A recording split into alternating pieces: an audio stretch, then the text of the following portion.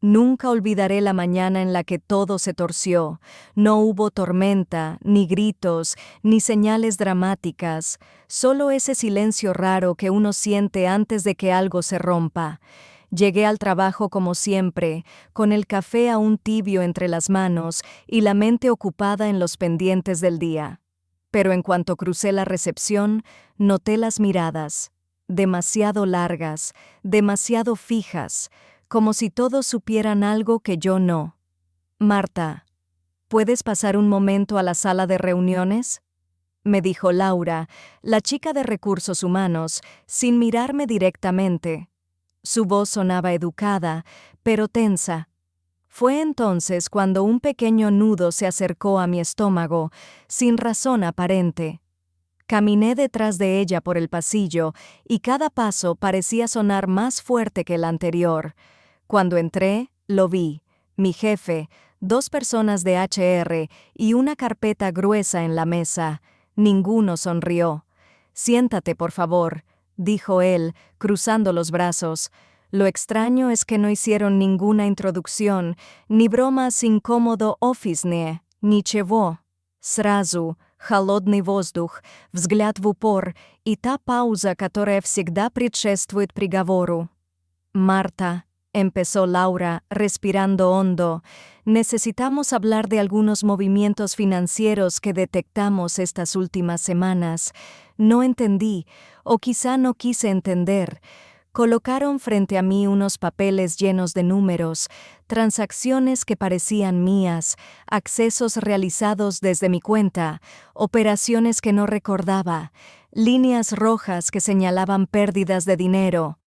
«Aquí», dijo mi jefe, apuntando con el dedo, «están los accesos desde tu usuario. Y estas transferencias, solo alguien con tu nivel podía hacerlas».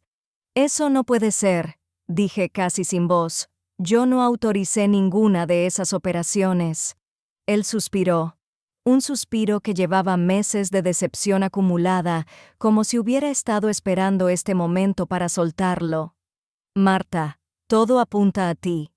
Esa frase me atravesó como un cuchillo lento. Una parte de mí quiso reír, como si todo fuera un malentendido absurdo. Otra parte sintió un miedo que me paralizó las manos, pero lo peor fue mirar a los demás y ver que nadie dudaba. Sus ojos ya contenían una verdad construida sin mí. «Yo no robé nada», repetí, intentando sostener mi voz. «Revisen bien, hablen con...» «Lo hemos hecho», interrumpió Laura suavemente, «y por eso estamos aquí». Sentí que el mundo se inclinaba un poco, como si el suelo perdiera estabilidad bajo mis pies. Mi jefe cerró la carpeta con un golpe seco, una especie de sentencia final. «Mientras investigamos formalmente», dijo, «quedará suspendida de inmediato. Tendrás que dejar tu tarjeta de acceso y retirarte por hoy. Así, sin más». La palabra suspendida cayó entre nosotros como una piedra pesada. Quise pedir justicia, tiempo, explicaciones, pero algo en sus rostros me dijo que nada serviría. Ya habían decidido. Me levanté, con el corazón golpeando contra mis costillas. Al abrir la puerta noté lo que antes solo había intuido. Los compañeros miraban desde sus escritorios, cuchicheando, algunos con falsa pena, otros con ese brillo morboso que aparece cuando alguien huele sangre que no es la suya. Caminé hacia el ascensor, dejando mi tarjeta en manos de seguridad. No recordaba haberme sentido tan expuesta, tan vulnerable, tan acusada. En ese momento, no sabía que ese día sería apenas el primer paso del infierno que se venía, pero también, aunque aún no podía imaginarlo, sería el inicio del camino hacia la verdad que cambiaría todo. Salí del edificio con la sensación de que el aire pesaba más de lo normal, como si incluso la calle supiera lo que había pasado.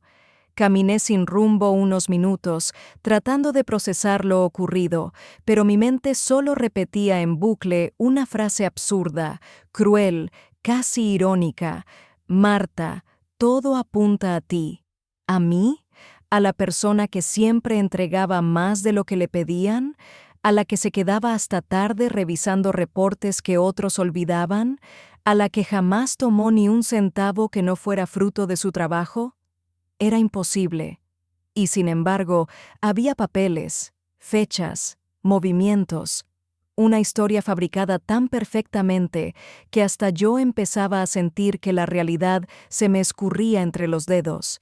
Llamé a mi madre, luego a una amiga, luego intenté hablar con alguien del trabajo que yo consideraba cercano. Nadie contestó. Nadie quería meterse. Esa era la palabra, meterse. Porque ayudarme significaba desafiar la versión oficial, y nadie estaba dispuesto a hacerlo. Una acusada contamina, ensucia, quema todo lo que toca. Y en cuestión de horas ya me habían convertido en eso. Al llegar a casa dejé el bolso caer en el sofá y me quedé de pie, mirando la nada. El silencio me envolvió con una violencia inesperada. Quise llorar, pero incluso mis lágrimas parecían confundidas. No sabía si debía sentir rabia, miedo o humillación. Tal vez todo junto. Fue entonces cuando mi teléfono vibró. Un mensaje del jefe, breve, frío, quirúrgico. Marta, por favor, evita comunicarte con clientes o compañeros hasta que el proceso termine. Es mejor para todos. Para todos, claro. Para proteger la empresa, la reputación, la comodidad de quienes preferían creer que yo era una ladrona antes que aceptar que había un problema dentro. Y mientras leía ese mensaje, recordé algo que había pasado semanas antes, un comentario aparentemente inocente de un compañero, Tomás. Tú tienes acceso a todo, ¿no? Debe ser fácil mover cosas sin que nadie lo note. En aquel momento lo tomé como una broma sin gracia. Ahora sonaba como una advertencia disfrazada o una prueba de que alguien llevaba tiempo pensando en cómo incriminarme. Me dejé caer en la silla del comedor y abrí la laptop. Tenía miedo de lo que podía encontrar, pero más miedo me daba quedarme quieta. Revisé mis últimos accesos al sistema, mis correos, las carpetas compartidas. Todo parecía normal, demasiado normal, tan limpio que resultaba sospechoso. Recordé también a Laura, de HR, mirándome con esos ojos de lástima dulce, casi maternal, como si ya me hubiera dado por perdida. Y al jefe, que evitó mirarme a los ojos durante toda la reunión. No era una investigación, era una sentencia. Eso dolió más que cualquier cifra en aquellos papeles. Entonces entendí algo que nadie había dicho abiertamente, pero estaba escrito en todas las miradas. Yo no era una persona, era una historia conveniente, una culpable perfecta, alguien que no haría escándalo, que no tenía conexiones poderosas, que no sabía defenderse en un entorno lleno de juegos sucios. Respiré hondo, una vez, otra, y entre ese aire espeso y mi propio temblor, una idea empezó a tomar forma, pequeña, frágil, casi un susurro. Si alguien se esforzó tanto por incriminarme, es porque está escondiendo algo mucho más grande. Me quedé quieta, mirando la pantalla vacía, hasta que finalmente pronuncié en voz baja lo que ya sentía en el pecho. Esto no termina aquí. No sabía cómo iba a hacerlo. No sabía por dónde empezar, pero tenía claro que alguien me había tendido una trampa y no iba a permitir que esa persona saliera limpia. Las primeras semanas fueron un desierto, un silencio lento, áspero, que no perdona. Me despertaba cada mañana con esa sensación de que algo no estaba en su sitio, como si el mundo hubiera girado mientras yo dormía, pero sin mí. Los días se volvieron una repetición. Café frío, correo lleno de mensajes sin respuesta, llamadas perdidas que nunca devolvieron. Y el miedo, ese miedo pegajoso, subido a mi espalda como un peso al que no podía darle nombre. Los rumores empezaron rápido. Alguien me envió una captura de un chat interno del trabajo. Dicen que fue ella. Siempre parecía demasiado perfecta. Al final todos caen. Ni siquiera se preguntaban si era cierto. No hacía falta. En una oficina, el olor de un escándalo es suficiente para que todos quieran alejarse antes de que los salpique. Lo peor era mirar mis cuentas. Yo no era rica, ni tenía un colchón enorme. Dependía de mi salario, de mis proyectos paralelos, de mi rutina. Y de repente, todo se detuvo. La suspensión significaba sin ingresos, y si me declaraban culpable, significaba algo peor. Me enfrentaba a la posibilidad de perderlo absolutamente todo: trabajo, reputación, futuro. La caída no era solo emocional, era económica, social, existencial. Mi casa empezó a sentirse como una jaula. Los muebles, las paredes, hasta los sonidos parecían distintas versiones de un mismo interrogatorio silencioso. ¿Cómo pudiste dejar que pasara? ¿Por qué no lo viste venir? Porque, en el fondo, una parte de mí sí sabía que algo en ese lugar estaba podrido. Los comentarios pasivo-agresivos, las bromas sobre mis privilegios de acceso, las veces que alguien intentó que yo firmara documentos que no me correspondían, los cambios repentinos en los sistemas, pero nunca pensé que alguien se atrevería a convertir esas señales en una trampa tan bien construida. Una tarde, cuando el sol apenas entraba por la ventana, me derrumbé en el sofá. No lloré con estruendo, simplemente me rompí hacia adentro. Sentí la garganta cerrarse, el pecho encogerse, y una pregunta se deslizó, amarga como veneno. ¿Y si realmente nadie cree en mí? Porque eso dolía más que la acusación. La soledad inmediata, automática, la facilidad con la que todos dejaron de verme como persona y empezaron a verme como problema. El vacío fue creciendo, mis noches se llenaron de insomnio, mi cabeza de escenarios catastróficos, y un pensamiento, pequeño pero corrosivo, se repetía cada vez que intentaba dormir: me quieren fuera, me necesitan fuera. Una vez, mientras revisaba mis últimas conversaciones en el móvil, me detuve en una foto de un almuerzo de equipo. Todos sonriendo, todos relajados, y yo en el centro, sin siquiera imaginar que en pocas semanas esos mismos rostros me mirarían como a una criminal. Me sentí reemplazable, prescindible, un nombre fácil de tachar. Ese fue el golpe más duro. Comprender que para ellos yo era un archivo más en la carpeta de recursos humanos, y justo cuando pensé que no podía caer más bajo, apareció la primera chispa, inesperada, pequeña, pero suficiente para que mi respiración cambiara un poco.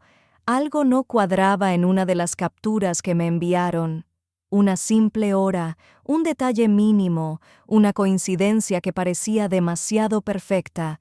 Era casi invisible, pero estaba ahí, y sería el hilo del que empezaría a tirar. La noche en la que toqué fondo no fue especialmente distinta a las demás.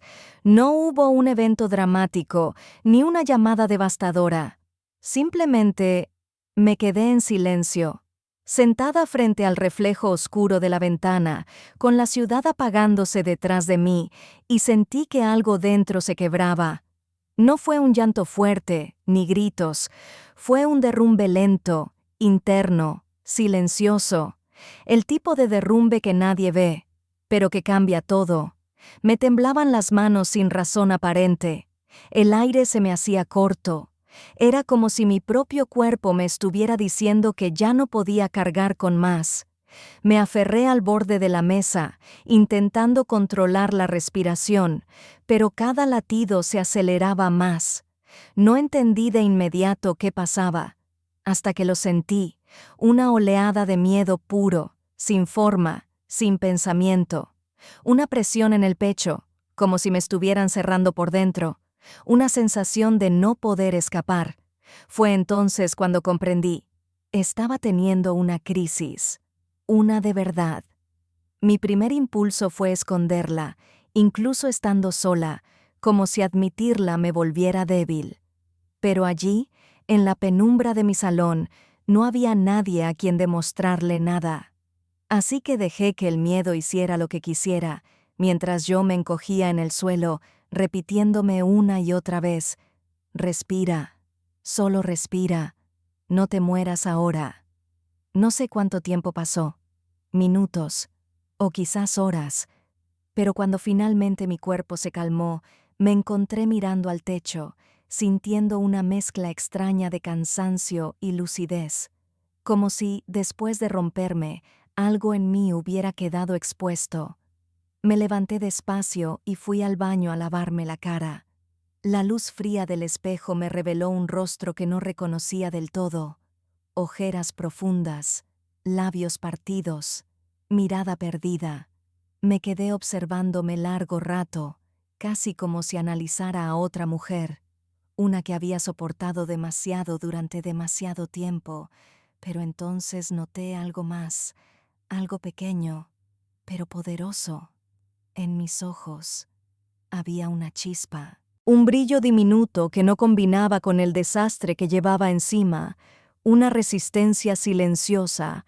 Me acerqué más al espejo, buscando confirmar que no era imaginación, y ahí estaba, esa vida interna que no habían conseguido apagar, ese hilo del que, sin saberlo, necesitaba aferrarme, y de pronto una idea comenzó a tomar forma, una idea atrevida, peligrosa, casi absurda, pero imposible de ignorar. ¿Y si la versión rota de mí no era la verdadera? ¿Y si la mujer que estaban intentando destruir era, precisamente, la que tenía que despertar? Me enderecé, sintiendo mi respiración volver a un ritmo normal, y por primera vez desde que todo empezó, supe algo con total claridad: no iba a hundirme, iba a descubrir la verdad, y quien me hizo esto iba a caer, no de manera impulsiva, no con rabia, sino con precisión, con inteligencia, con paciencia. La caída silenciosa había llegado a su fin, la reconstrucción y la cacería acababan de empezar. A la mañana siguiente, algo en mí había cambiado. No fue un renacimiento épico ni una explosión de energía, fue más bien una claridad silenciosa, esa determinación que aparece cuando ya no queda nada que perder. Me senté frente a la laptop con una calma extraña, casi peligrosa, y abrí, uno por uno, todos los archivos que durante semanas había evitado mirar. Empecé por lo básico: accesos, horas, movimientos, lo que todos verían.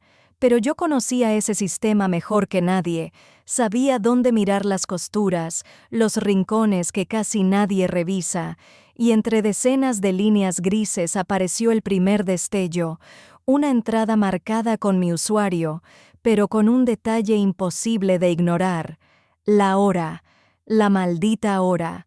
Ese día yo no estaba en mi escritorio, estaba en una sala de reuniones, firmando un contrato con un cliente, y lo más importante, había una cámara filmando todo, incluyendo mi presencia allí.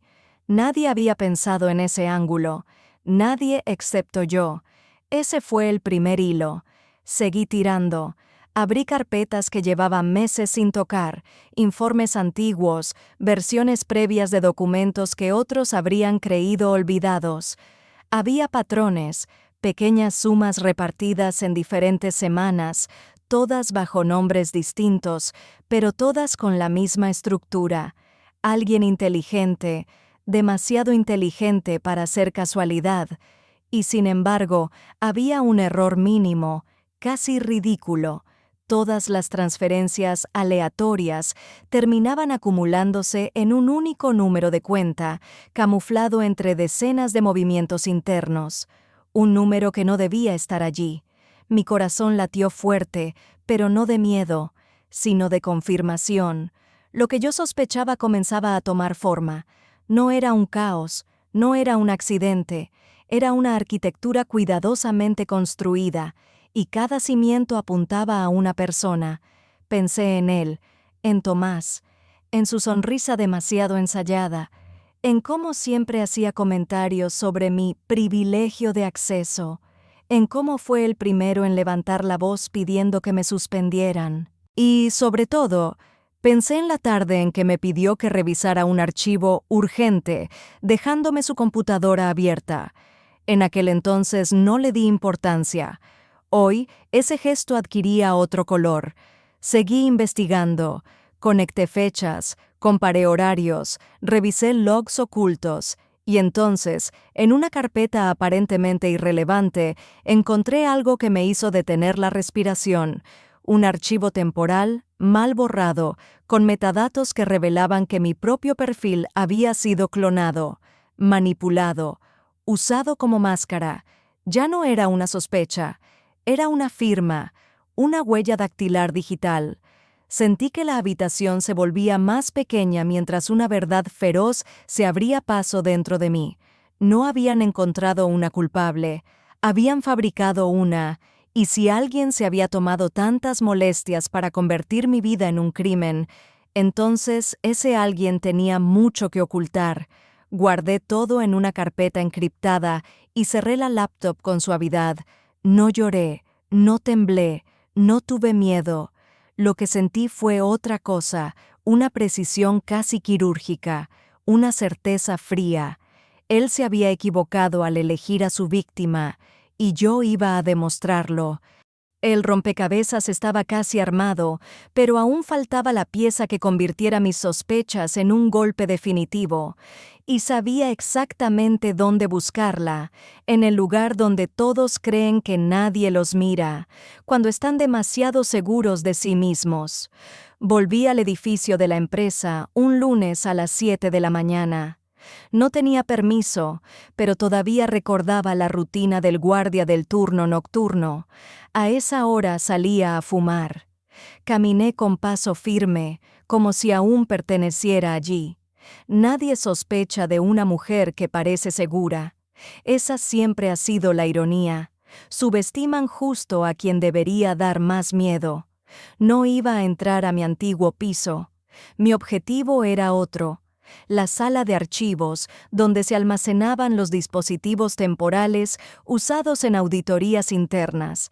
Ahí podían quedar rastros, respaldos automáticos, logs duplicados, errores que los culpables jamás imaginarían que sobrevivieron.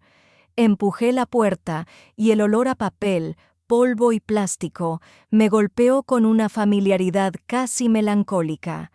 Saqué mi pendrive encriptado, conecté el terminal y abrí una copia oculta del servidor, una que yo misma había configurado meses antes para evitar pérdidas de información. Ironías de la vida. Un protocolo que implementé para proteger a la empresa, ahora iba a protegerme de ella. La pantalla tardó en cargar, pero cuando lo hizo, allí estaba, un rastro claro, casi descarado. Una sesión iniciada desde un equipo que no era el mío, minutos antes de una transferencia fraudulenta. Un equipo registrado a nombre de un solo empleado. El mismo empleado que se había encargado de señalarme desde el primer día. Tomás. No solo eso. Había varios accesos más, escondidos bajo una capa de permisos que no debería poseer. Había intervenido mi perfil. Había clonado mis accesos. Había preparado cada detalle para que yo pareciera la única culpable. Pero todavía faltaba entender el por qué. ¿Qué ganaba él? La respuesta llegó cuando revisé los movimientos bancarios de la cuenta sospechosa que había identificado antes. Una cifra pequeña al principio, luego otra, y después otra, hasta acumular una suma que, para alguien con su sueldo, significaba una vida cómoda, casi lujosa, y un nombre asociado a esa cuenta, el de su hermana. Ahí lo entendí todo, la avaricia disfrazada de eficiencia, la sonrisa falsa, la indignación exagerada cuando me acusaron. Él no solo necesitaba un culpable, necesitaba una pantalla perfecta, y yo, con mi historial impecable, era ideal.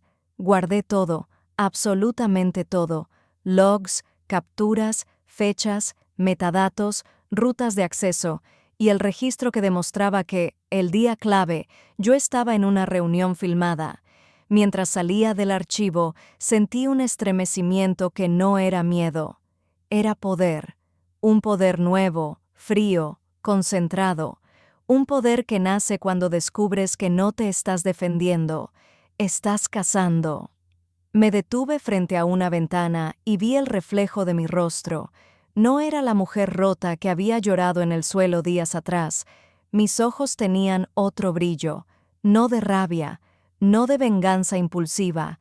Era el brillo de quien, después de ser derribada, se levanta no para gritar, sino para demostrar, con precisión quirúrgica, la verdad. Había encontrado al ladrón, y él no tenía ni idea de que su mundo estaba a punto de desmoronarse. El día de la reunión llegó más rápido de lo que esperaba. Era una revisión extraordinaria del caso, convocada por el propio director. Todos los jefes de área estaban presentes, y por supuesto, Tomás también. Sentado en primera fila, con la misma expresión de falsa preocupación que usó cuando pidió que me suspendieran, yo entré sin prisa, sin miedo, con una carpeta en la mano que no parecía peligrosa, pero que era una bomba a punto de explotar. Cuando me vieron, algunos susurraron. Pensaban que venía a disculparme, a suplicar por mi puesto, a demostrar arrepentimiento.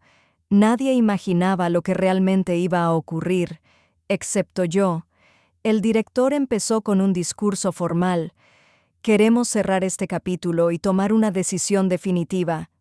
Tomás se acomodó en su silla, confiado. Hasta se permitió una sonrisa. Entonces levanté la mano. Antes de cualquier decisión, dije calmada, necesito mostrar algo. El director dudó, pero aceptó. Conecté mi USB. Proyecté el primer archivo. Un registro de acceso, fecha, hora, IP. Esta, expliqué, es la sesión que la empresa marcó como mía. Sí, interrumpió Tomás con voz segura.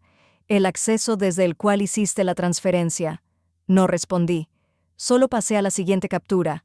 Misma fecha, misma hora, mismo acceso, pero desde un dispositivo diferente, el suyo. La sala quedó en silencio. Tomás parpadeó 2 veces. Se movió incómodo. No entendía cómo ese archivo podía estar ahí. Pero yo seguí. Mostré los logs clonados, los permisos que él nunca debería tener, las rutas internas que solo se activaban desde su usuario, las pruebas bancarias, el nombre de su hermana, las transferencias sistemáticas. Cada nueva pantalla era un golpe, un ladrillo menos en la fachada que él había construido. Esto es imposible, balbuceó finalmente. ¿Alguien manipuló esos datos? Sí, respondí con una tranquilidad que me sorprendió incluso a mí. Tú.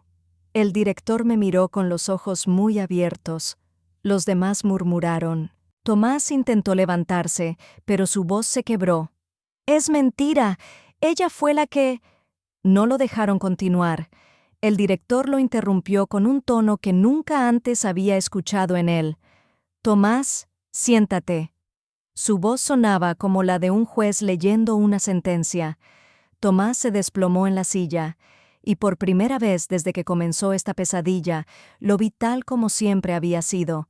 Pequeño, asustado, expuesto. Yo no celebré, no sonreí, no necesité levantar la voz, porque la verdad, cuando llega con pruebas, no pide permiso, solo cae y aplasta. El director pidió que apagaran el proyector. La sala quedó en un silencio tenso, espeso, casi irrespirable. Tomás tenía la mirada perdida, como si buscara una salida que ya no existía. La máscara había caído, y debajo no había nada. «Marta», dijo finalmente el director, «¿hay algo más que quieras agregar?» Tomás me miró, suplicando sin palabras. Era irónico. El hombre que había intentado destruirme con una acusación falsa ahora esperaba que yo lo salvara. Pero yo no vine por venganza. Vine por verdad. Respiré hondo y respondí. Solo quiero que conste que jamás habría descubierto esto si no me hubieran señalado sin pruebas y sin escucharme. Hubo un murmullo general. Algunos jefes agacharon la mirada, Sabían exactamente a quién me refería. El director suspendió la reunión durante unos minutos. Cuando regresó, su decisión fue tan fría como definitiva. Tomás, quedas despedido por fraude corporativo y manipulación de información interna. Tomás se levantó bruscamente. «Esto no puede estar pasando. Ella me tendió una trampa», gritó, señalándome con un dedo tembloroso. Pero ya nadie le creía. Los mismos compañeros que aplaudían sus logros ahora evitaban mirarlo. Él salió golpeando la puerta, pero la caída ya estaba ejecutada. El director luego se giró hacia mí. Su expresión había cambiado, ahora era respeto y un poco de vergüenza.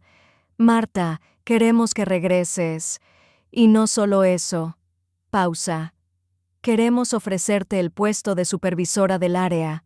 Algunos se sorprendieron, otros lo veían venir desde que vieron mis pruebas. Yo no respondí de inmediato, no porque dudara de mis capacidades, sino porque después de todo lo que viví, algo dentro de mí había cambiado. Finalmente dije, aceptaré, pero esta vez bajo mis condiciones. El director asintió, comprendiendo más de lo que dijo. Por primera vez en mucho tiempo, sentí que mi voz pesaba lo que valía. Esa tarde salí del edificio con la cabeza en alto, no porque hubiera ganado, sino porque recuperé lo que me arrebataron, mi nombre, mi credibilidad, mi lugar, y mientras bajaba las escaleras, sentí algo que no sentía desde hacía semanas: paz. No la paz de que todo terminó, sino la de saber que, cuando el mundo te culpa sin escucharte, aún queda un lugar donde la verdad siempre espera, dentro de ti misma. Y cuando decides sacarla a la luz, no hay mentira que pueda sobrevivir.